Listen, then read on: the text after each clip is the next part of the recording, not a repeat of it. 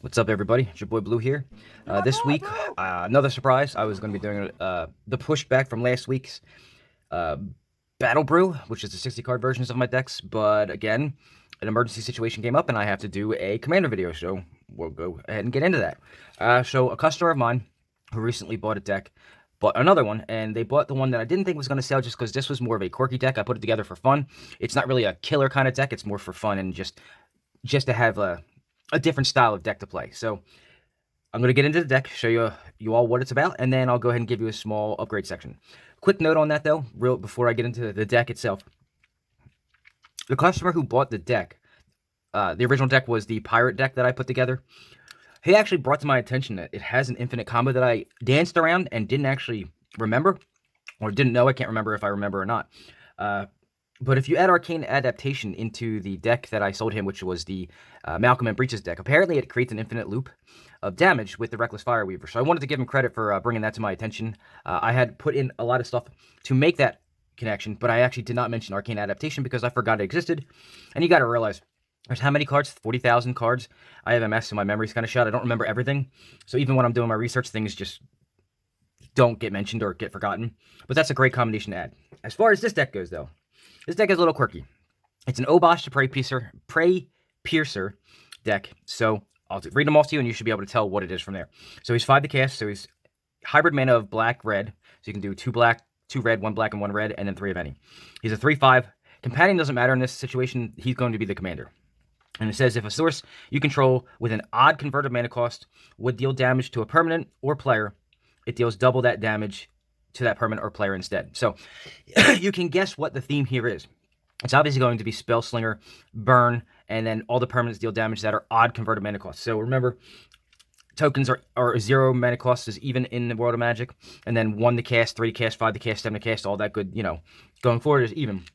I mean, I don't have to explain that to you, but I still have to. So everything in the deck's going to be 1, 3, 5, some 7 maybe. Not really too many, but I'll go ahead and go over the deck real quick with you. So let's get started on that. And I always start with the lands. It's black and red, or Rakdos colors, if you will. So I did what I could as far as the budget gave.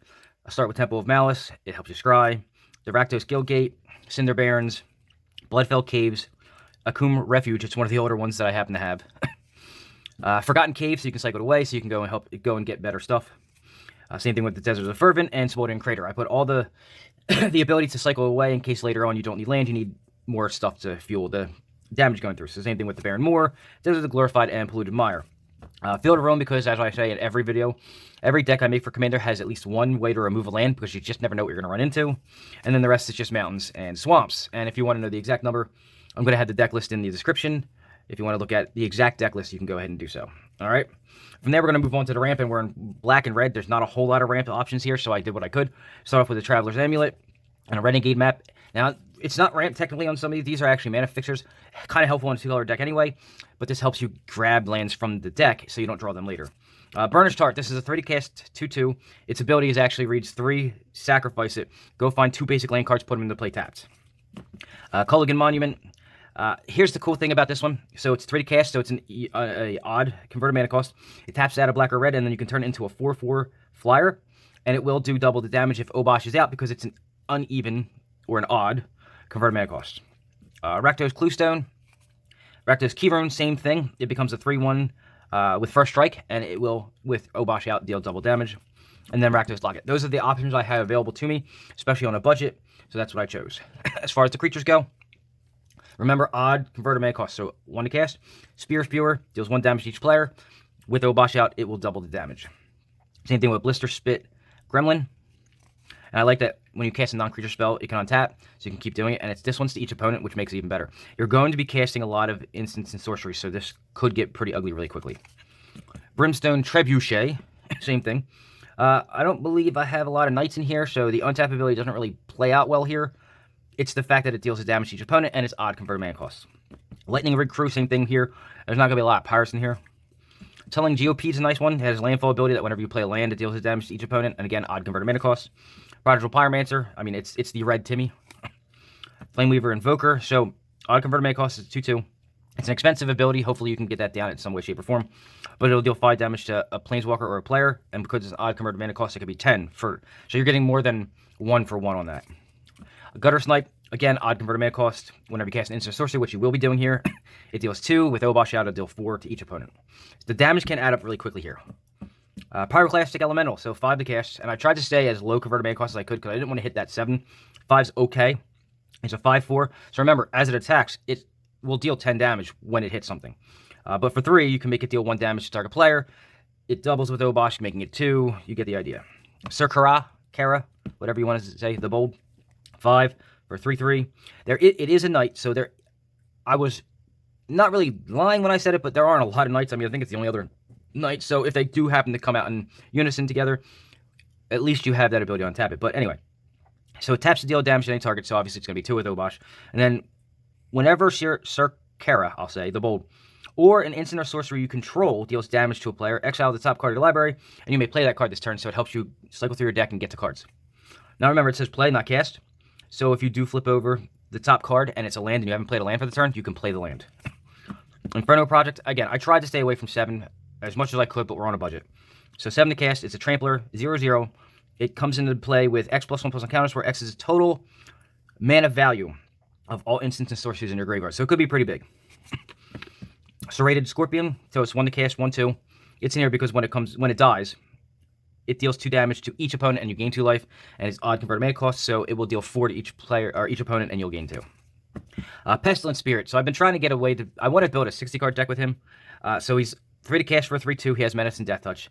That's all good and well, but instants and sorcery spells you control have Death Touch. So if you deal 1 damage to anything with an instant or sorcery, it counts as enough to kill it. So keep that in mind. There are ways that I want to take that extra damage that is left over and throw it at something else. There are ways in Red to do so. And last but not least, Nightfire Giant, 5 to cast for a 4/3. He gets +1/+1 as long as you control a mountain. Always good. And then he has the ability for 5. He can deal 2 damage to target creature or player. Basically any target. And remember, he's an odd converted mana cost. So those are the creatures I have for the deck. The meat of this deck is obviously in the spells. We're going to do as many odd converted mana costs as we can. And let me explain one thing to you real quick. If it has an X in it, make sure the X comes out to be an odd number. So if it's 2 red and X, make sure it's, 1 or 3 or 5 on top of that, so that it always ends up being an odd converted mana cost. Keep that in mind. Another thing I wanted to mention is I added spells in here that split damage, so you can spread damage out throughout more things. And that is in ways of things that deal X damage to each thing, or divide the damage, 3 damage divided between 3 targets. That's to spread damage around. So we start with Shower of Sparks, 1 to cast, deals a damage to a creature and a damage to a player. Again, I split the damage, so now it'll deal 2 to a creature and 2 to a player. Blazing Volley is an example of spreading damage around to make it deal more damage overall. So it deals 1 damage to each creature your opponents control, and with Obosh out, it deals 2 to each one. And what that is it's multiplying damage or additively applying damage to things, spreading out damage throughout more things. That's important for this kind of a deck. Obviously a Shock, it's just 1 to cast for 2 damage. Pillar of Flame, same thing, it deals 2 damage to a creature or player. If that creature dies, obviously it's going to exile. Arc Lightning, another example of splitting damage, so it's 3 to cast. So you can deal 3 damage divided as you choose among any number of target creatures or players. You split it up between 3 things, it'll deal 2 to each one of them, or you can put all 3 on one thing, it'll deal 6. The more stuff that you can deal enough damage to, if you can overkill them with certain cards on play, that overflow actually doubles again, so keep that in mind. Same thing with Flames of Firebrand, same thing as an Arc Lightning, the only difference is the name. It was redundancy. Hungry Flames deals 3 damage to a creature and 2 damage to a player or planeswalker. Flame Spill, this is what I was talking about spilling over. It deals 4 damage to a creature, and then excess damage is dealt to that creature's controller. Instead, I want that to be a theme here. Over damaging so that the extra damage flows over, and that'll be in the upgrade section. One thing to note about stuff like this. So it's oddly worded, and the way that the rules work with spilling damage over. With Obosh out, yes, it'll do 8 damage to something, but the way that the rules work, you have to look into it, and I'll try to explain that a little bit later on how that works. Just because something deals enough damage to kill it on the double. So say something, you know what, I'll explain it later. I'll just go into the rest of the deck and we'll go from there. Slaying Fire, 3 damage to any target, and then it's adamant. So if you spend 3 mana to cast it, it deals 4 damage instead. Brimstone Volley, I'll let you read them. Urza's Rage, can't be countered, deals 3 damage, and then if you kick it, it deals 10 damage instead, and the damage can't be prevented. Sizzle, again, 3 damage to each opponent, and then with Obosh out, it'll be 6. Touch of the Void, odd converted mana cost, deals 3 damage to a creature or player, and if it's dealt to a creature, if it dies, it exiles it. Igneous Inspiration, so this one deals 3 damage to any target, and then you can learn if you want to. And there are 2 things that you can do with learn. Obviously, in Commander, learn doesn't really work as well. But you can cycle a card. Volcanic Fallout can't be countered and deals 2 damage to each creature and each player. This is spreading damage around so that more things can die. Barbed Lightning, it's 3 damage to a creature or 3 damage to a player, or you can do both depending on if you have enough mana to entwine it.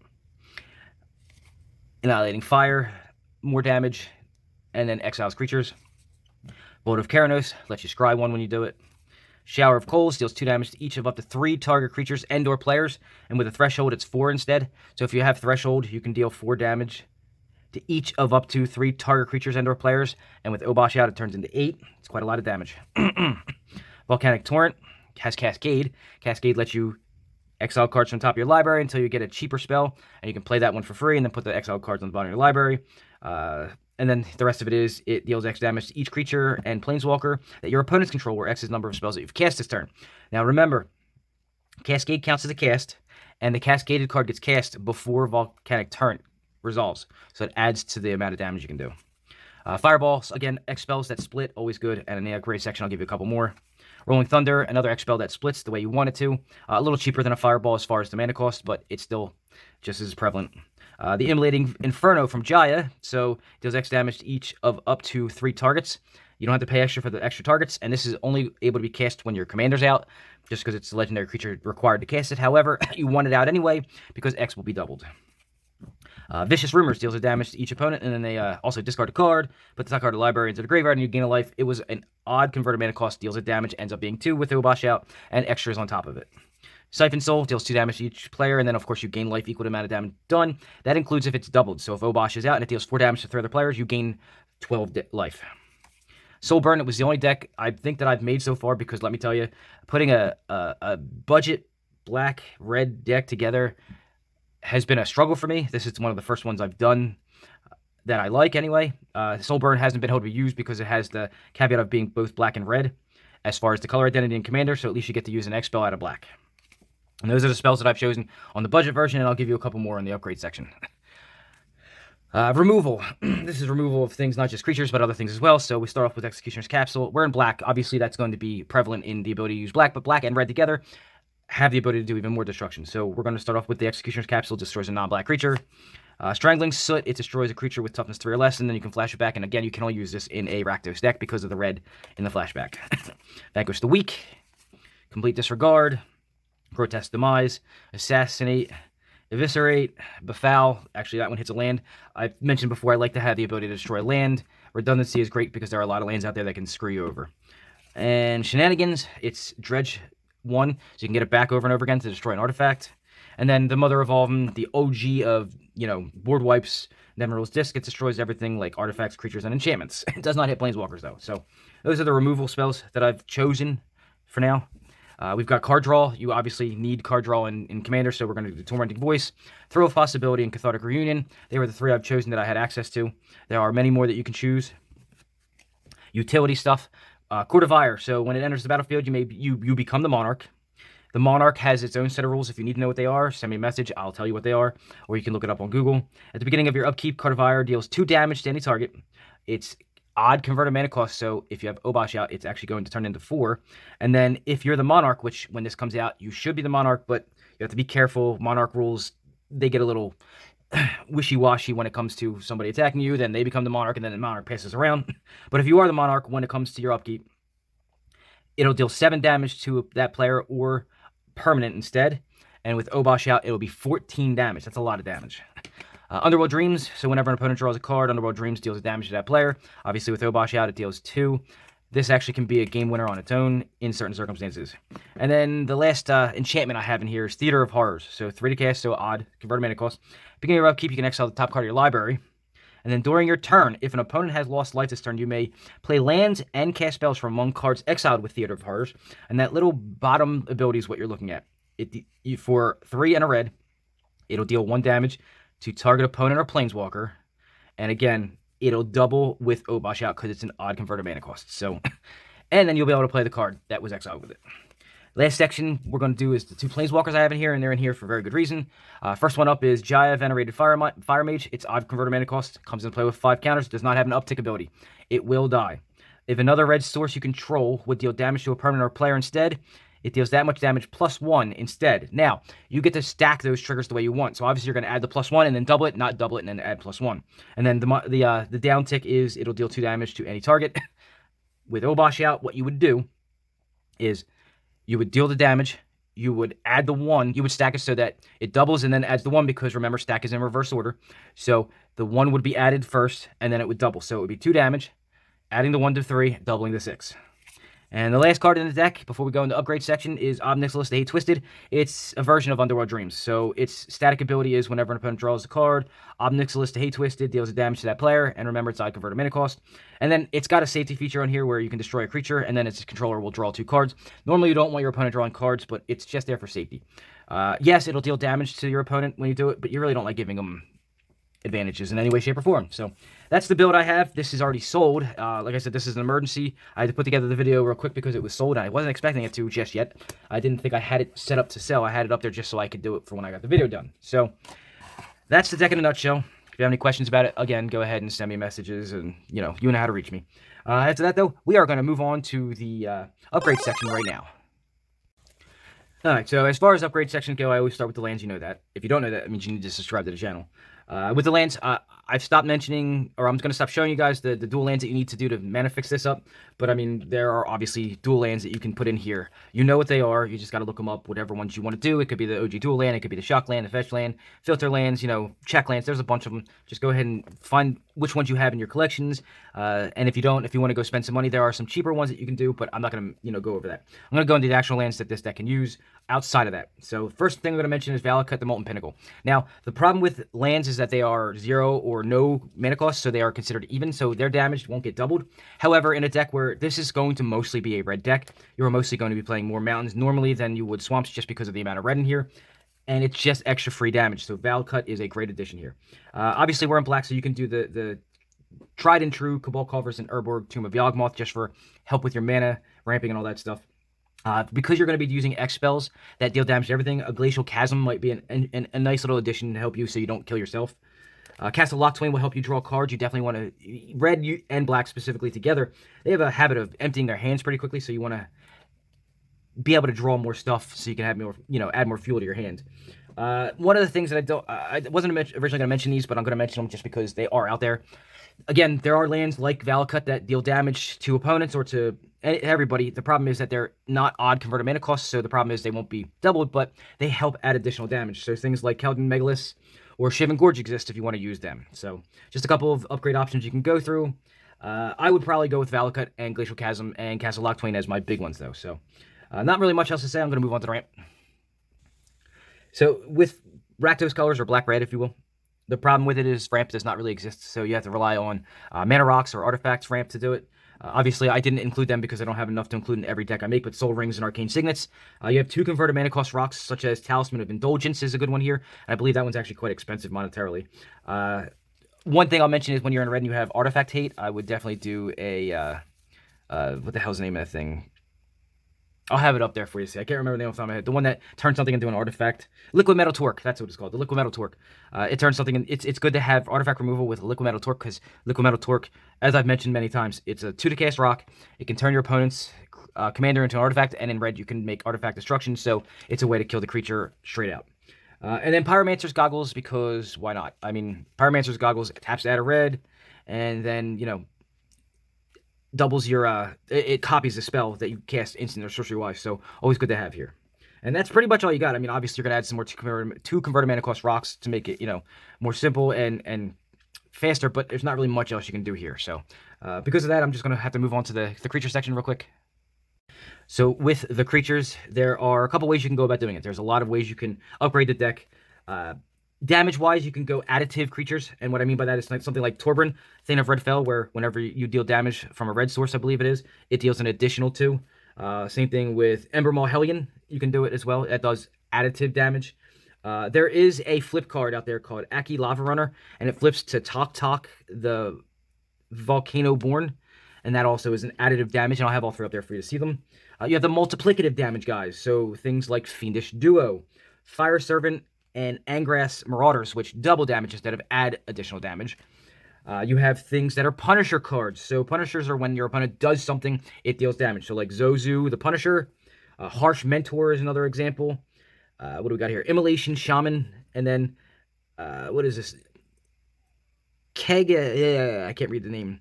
Kedgrit Parasite. I'm going to have it up there. I can't read the name. Cataract. That's it. Cataract, the Parasite. They're all examples of Punisher cards that when your opponent does something, they take damage. Good damage, free damage for you. So I'll have them up there for you to see. You have what I call the self-harm dudes.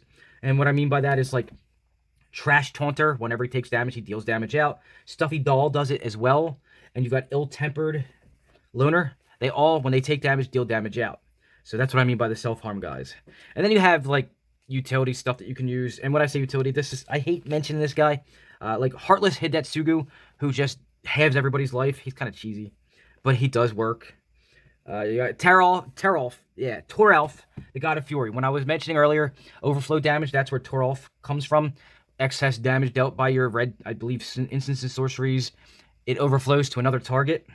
And it's kind of confusing. So if you do 2 damage to something and it's not enough to overflow, you're fine. But if you do something like so if you cast, say, a shock on something, and it doubles the damage. Here's the problem. So if the thing has 3 toughness, the extra 1 damage is not considered overflow because it was doubled, and that doesn't actually double again on the overflow. And it's kind of convoluted to explain. So the way that they explained it is you cannot consider overflow damage to be doubled if it's on the double. And I know that sounds weird, and I'm going to have to find an article that explains it even further because it's very strange on the rulings. And that's what I'll do is I'll go out on the internet and I'll have it in the description of the video explaining why doubling on a double if it's overflow, doesn't actually overflow the double as well. And it's, like I said, it's really confusing until you read it and it's explained correctly about how if it's not enough to be overflow, it doesn't overflow and double again. So I'll have it up there. I'll try to find it and put it up there for you. The other one you can do, it's kind of high converted mana cost or mana value, but Balefire Dragon is another addition you can put in here, and I'll have that up there for you to see as well. So that's the creature section. There are a lot of upgrades you can do. There are a lot of ways you can look at it. You can do a lot of dragons that come into play and deal damage. You can do something that, like one of the Inferno Titan, even though it's not an odd converted mana cost, it still is free damage. And then obviously you're adding in here doublers and multipliers and additive damage, so it doesn't always have to be odd converted mana cost, but with Obosh, you want as much as you can. So I'm trying not to convolute everything as much as possible, so I'll just move on to the spells, and then we'll go from there. Alright, so for spells, it's pretty simple. We're doing burn. It's not really that complicated. You got burn spells, you've got like Lightning Bolt and Chain Lightning. Just make sure that they're odd converted mana cost to help fit the theme. You have things like the X spells that divide out so you can spread more damage around. You got Conflagrate, Comet Storm, and Earthquake. And Earthquake is important. So dealing damage to everything, including everybody. That's where I was coming up with the Glacial Chasm is a good addition here. So with all the additive damage that you can add to this and multiplying damage, you can do a lot of damage with just 1 Earthquake to everybody. So those spells, when you're dividing the damage up, especially if you have like, and this is where I was talking about Toralf, the God of Fury, the excess damage can overflow and then start killing people. Because remember, 1 excess damage does actually get dealt. That excess damage also gets the additional bonuses because it hits a new target. You consider it a new damage source, so keep that in mind as well. You have removal spells, and Red and Black have a lot of good ones. Things like Bedevil and Terminate, that's for targeted removal. You've got overall removal like Damnation. Jogo Hops is a fun one, especially in the long game. Vandoblast I mentioned earlier, so if you have a Liquid Metal Torque in there, you can kill other people's commanders. Fun stuff. You have what are called the, what did they call them? They were called Punisher cards, where like if any player may pay an amount of life so that it counters the spell. Fun stuff like Breaking Point. It can destroy all the creatures on the board unless somebody pays an amount of life. I believe it's 6. Remember, it's an odd converted mana cost, so when it deals the damage, it doubles. So now people really got to think about if they want to take the damage or not. Other ones that included are Browbeat, which lets you draw cards, and of course Risk Factor, which not only let you draw cards, but it also can be played again from the graveyard. So good options there. You're in black, so obviously you have access to a plethora of tutors if you want to add some of them. Adds to the cost of the deck, but it definitely adds to the ability for the deck to work right. You've got draw cards like Night's Whisper, and of course red does looting cards like Faithless Looting, so you have options there as well. And then the last things I'm going to mention on the spells, because remember, the amount of spells you could add to this, it could be straight burn. But I'm going to mention one specific one. I'm going to mention one specific burn spell and another one. Dragon's Approach, since So it's 3 to cast, so it's odd converted mana cost. And you can have as many as you want in a deck because that's what the rule is on the card. So if you wanted to take all the burnout and just do a Dragon's Approach deck, and there's an actual way you can make it work even better that I'll explain in a little bit. Deals 3 damage, can have as many as you want in the deck, and then it can go search for a dragon, and that dragon could be one that comes into play and deals more damage as an odd converted mana cost. So Dragon's Approach, if you put like 20 or 30 in here, and then do I have a couple of other things you can put in here to make it, and it would really work well. For once, I found a Dragon's Approach deck that can work is with Obosh. All right. The other one I want to mention, I have in here Underworld Dreams and the planeswalker that deals the damage when they draw a card. If you throw a Peer into Abyss in here with Obosh out, that's game. They draw half their deck, and depending on what point of the game it is, at least it's 30 cards, and then Obosh will double that damage. If you have both the Obnixilis, the Hate Twisted, and Underworld Dreams out, it quadruples it. So that's pretty much game. So keep that in mind as well. I wanted to mention them real quick. So after that, I'm going to move on to the enchantments real quick. With the enchantments, we have the same thing as we do with the creatures. We have doublers, we have additive and multiplicative damage. Things like Furnace of Wrath and Fire Emancipation, they double and triple the damage dealt. Quest for the Pure Flame also doubles damage after it has a certain amount of counters on it. A utility enchantment would be something like Bright of Fire, where it used to be a disadvantage when Mana Burn was a thing, but now it's just pure value, so I would add that in there. Repercussion, that is one of those ones where damage dealt to creatures also gets dealt to their controller, so that's always nice. You have something like Wound Reflection, which helps make damage, doubled. You have Necropotence, which helps you draw cards, which is always important in this color combination. Phyrexian Arena is a good one to add too. Again, more card draw. Price of Knowledge makes it so you have no maximum. All players have no maximum hand size. When they draw a card, take damage. Obviously, you see where that's going. Painful Quandary and Bloodchief Ascension, while I think they're both even converted mana cost, they're just extra free damage on top of everything. So good things to add. And that's just a couple of the enchantments you can add as far as, a deck like this where you're trying to just deal damage as much as possible. Next up, we got the artifacts. So I mentioned not that long ago the Dragon's Approach. I wanted to mention a couple cards that can help you with the Dragon's Approach. That would make it so it's like all Dragon's Approaches, a couple of this plus Obosh equals a win. So you've got things like Locket of Yesterdays, which helps reduce the cost of the Dragon's Approaches. Here's something cool. Throwing Stone actually would work with the Dragon's Approach. So it would ripple, and if you have 4 of them turn over, all 4 of them can be cast for free.